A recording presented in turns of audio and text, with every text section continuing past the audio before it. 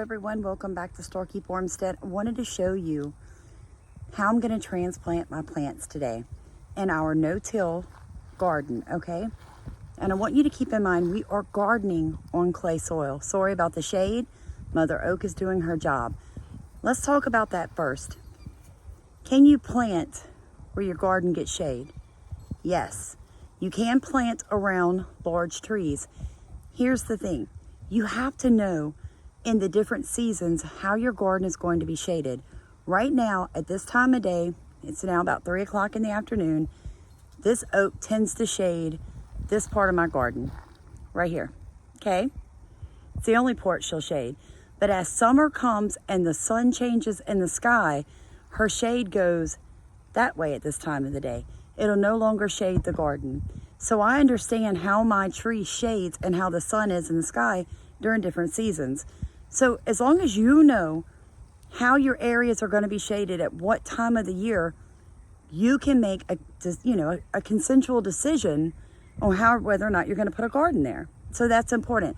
Let me turn the camera around and talk to you about these transplants. First thing I want you to think about is what time of the day are you going to put your transplants in? I know that we all love to get up first thing in the morning, put the transplants in, and then they have to deal with the sun all day long. And even if you've hardened them up, guys, transplanting causes transplant shock. So my best advice to you is come out between 3 and 5 in the afternoon, get your new transplants in the soil then, giving them a couple of hours of sun time, and then giving them all evening to adjust to the new soil, to the new moisture levels, to the new nutrients, letting them just establish themselves.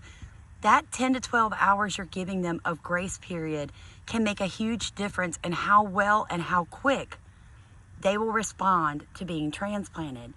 Now, second thing, let's talk about companion plants. What you're seeing right here, obviously, is a tomato, a basil, and then we have marigolds.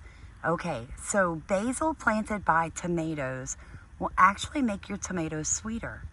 It will also keep some pests from bothering the tomatoes by masking the scent of the tomato plant by the scent of the basil.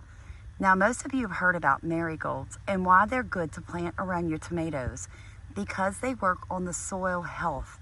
That's really their biggest thing. Yes, they'll pull in some pollinators, but the biggest reason for using marigolds is they will help with soil nematodes. Okay, they will keep them in check. So as you can see, we're going to go tomato, basil, and then that's 6 marigolds. So I'll have a couple just dotted through here. Then we're going to be tomato, tomato, basil, tomato.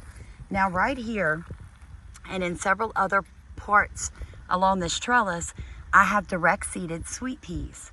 And that is a nitrogen fixer. So what that's going to do is it's going to trellis right along beside this tomato as they grow, and it's going to fix the nitrogen into the soil. Tomatoes are super heavy feeders. And what I mean by that is they need lots and lots of nutrition throughout the growth season. So this is a way that I can get more than one plant in an area that I can harvest and eat off of while managing pest in the soil, managing pest on the plants, and keeping my soil health better regulated without having to use commercialized products. I hope that this helps you. I know it's a quick video, but I have a lot of plants to get into the soil, and I want to give them the time to adjust before the sun comes up in the morning here in Southeast Louisiana, and these guys just get slammed with 90-degree weather. Now, I will tell you, I also like to use other herbs in between my rows. Right here, we're going to have sage, and back here, we have spearmint. One of the reasons that I use so many herbs and flowering types of plants in my soil along with my vegetables, guys, is because I use the herbs on our farmstead to help cure illnesses, to avoid people being sick. I use them to cook with, and I feed the livestock with them, but they're a great pest deterrent. I had great success last year using peppermint in between my squash plants and in between my cucumber plants. really cut down. The plants that were closest to the peppermint plants had 4 less squash vine borers and cucumber beetles than the ones that were on the far edges, and they were too far away for the peppermint to actually help them. So close proximity is a big deal when you're companion planting.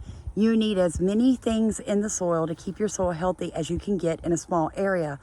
Those plants need to work together, and you need to have different varieties in between to help confuse the pest. If I trellised all tomatoes on all of these trellises, right? Just tomatoes, which I did last year, and I realized real quick the big mistake I made when I got Fusarium wilt. It eventually ran through all my cow panels, took out 400 feet of tomatoes. So that's why I'm telling you this year I'm doing it different. This year I'm going to have different plants in the soil because their root systems go different depths. Their roots use different minerals, they have different needs, and they also work together to provide each other with different needs, you know. So I hope that this helps. Please like, comment, and subscribe. I've got a lot of stuff to get into the garden. You guys be blessed. Get out there, get something in your garden. I hope to see all of you April 1st for our first no-till, no-dig learning day here at Starkey Farmstead. Have a great day. All right, everyone. We got plants into the soil. I'm so excited, guys. Now, I did want to point out, this is why we transplant at night.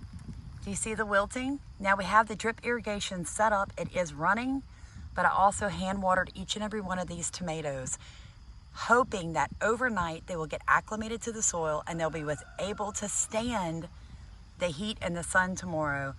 Now, some of them are doing amazing, but we do have a few that's wilting, and that's okay. They will come back.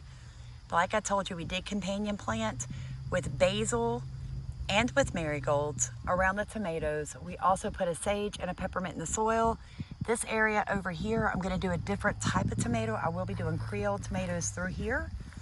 So I went ahead and got my marigolds in the ground and let them start working to our benefit.